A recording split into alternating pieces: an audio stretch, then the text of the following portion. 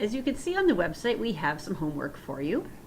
Some homework that I think could be very, very fruitful for learning about your congregation's brand. And that is talking to a few people, say at least 3 people, who are not part of your congregation, who are in the community, about what signals your congregation is sending. And we'll give you some specific questions to ask them to hear their honest opinions. But it's good to find somebody who can be honest with you and not just say nice things.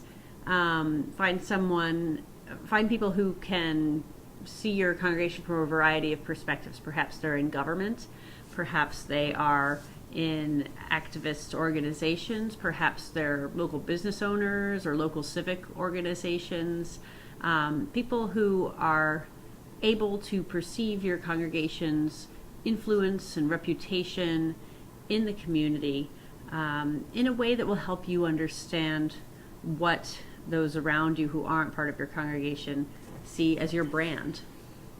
So that's the homework piece to this. And as you're doing that, think about the work that you've done to evaluate that user experience and think about it in that signals and noise context of what are the signals that you're sending off that are impacting that experience, right? From your building and your website and your social media and all of those pieces.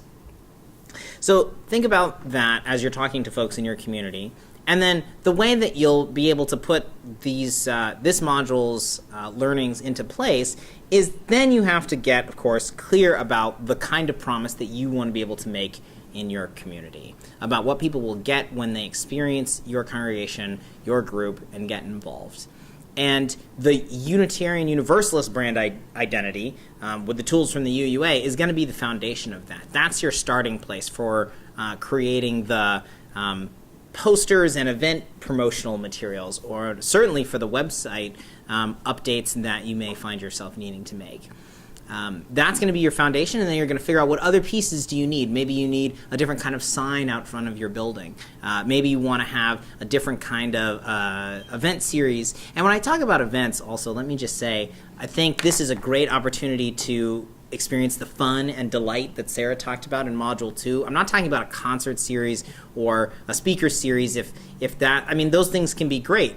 But I think the more low-cost and embodied, involved kinds of activities, vigils, handing out, free little things on the sidewalk that, like a little candle that can help people, a little votive candle that can help people say a prayer for someone in their lives, or showing up at festivals in your T-shirts and just being a wonderful presence in the community.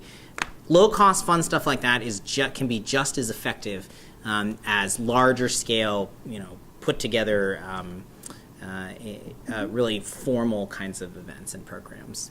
I think of the Episcopal Church in my own town that has really resurrected from nearly going under and having no one. They are now thriving, and they get out and they do like a spring cleanup of the local parks. Park cleanups. And they get out.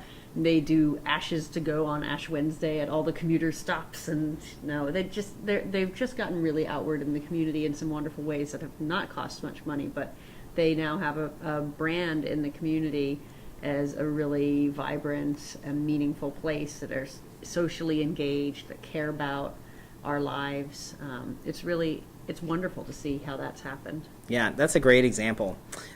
So as you go through this, we'd love to hear about the kinds of ways that you're putting this into practice. The next couple modules are going to cover how to do websites and social media in greater detail and how to plan those fun events in greater detail.